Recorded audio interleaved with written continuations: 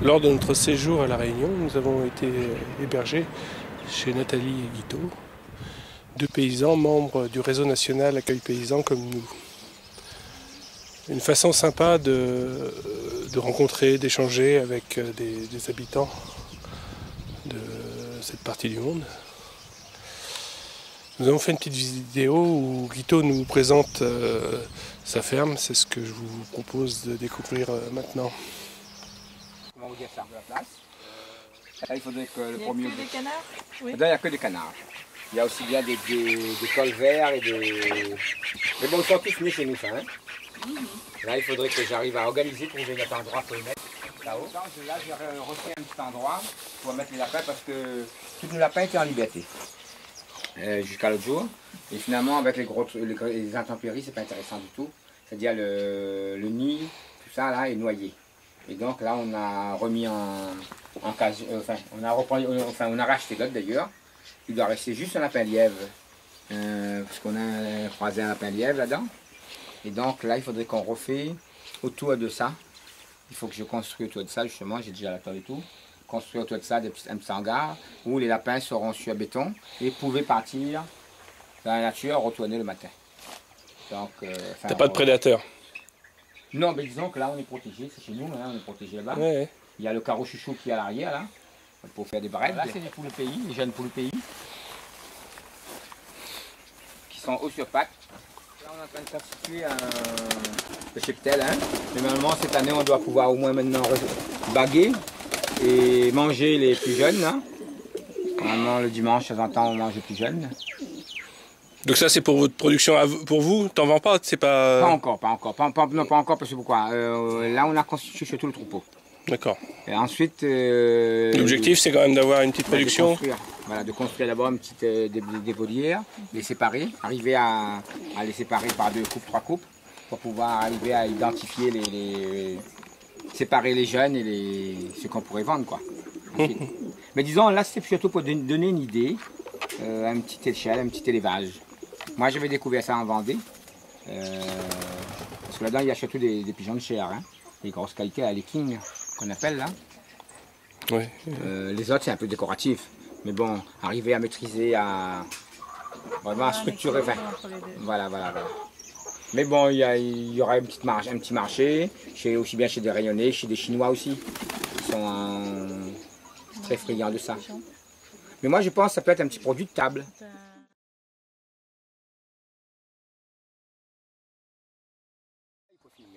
Alors, à côté, c'est les ananas. Oui. Donc, je ne sais pas comment vous dire ça. Les ananas, quand tu les plantes... On plante un pied. C'est-à-dire, on va planter, par exemple, alors, ici, là.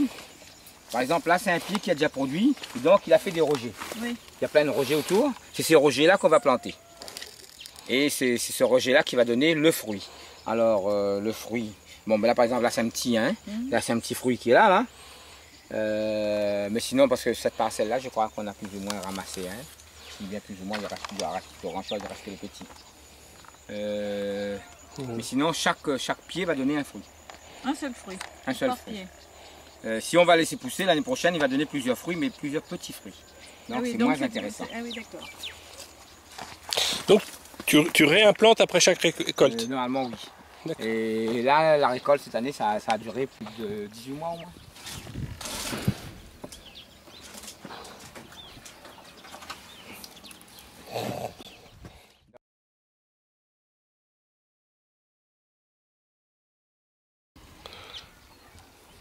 C'est bon, hein. Ah non, mais c'est mignon. Tu l'as goûté aussi. Ce que je voulais te demander, au bas des régimes de bananes, il y a le... C'est quoi ça? Le baba figue qu'on appelle en créole. C'est-à-dire c'est la fleur.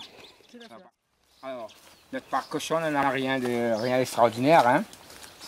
C'est un modèle réduit de la métropole. Parce que bon, chez nous, 20-25 truies, naisseurs, engraisseurs. On peut vivre difficilement, mais on vit. Je veux dire, ce n'est pas trop exigeant.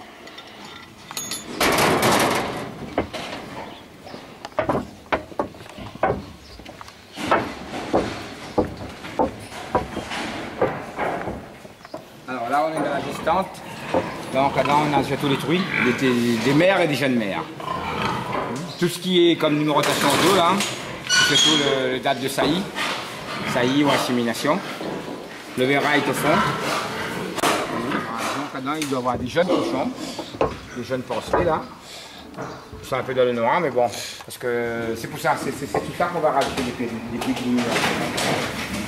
Maintenant, on va pas faire Non mais ce que je veux dire, souvent en métropole, on les abat encore beaucoup plus gros.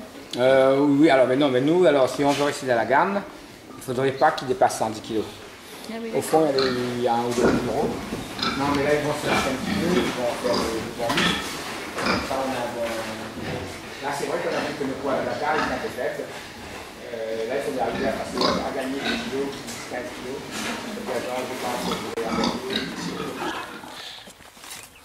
La canne là, c'est à toi là. Non, c'est mon voisin, mais qu'on va acquérir. C'est en couette des marches et tout.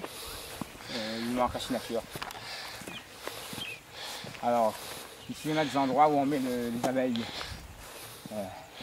Normalement dans un mois là, dans 2 semaines, les gars ils vont emmener les abeilles par ici. Donc il faudrait que j'organise pour trouver des emplacements pour eux.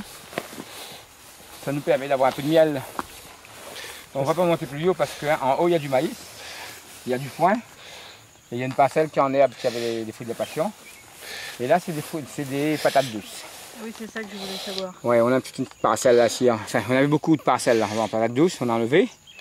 Celui-là, normalement, ici c'est l'endroit peut-être qu'on va mettre les...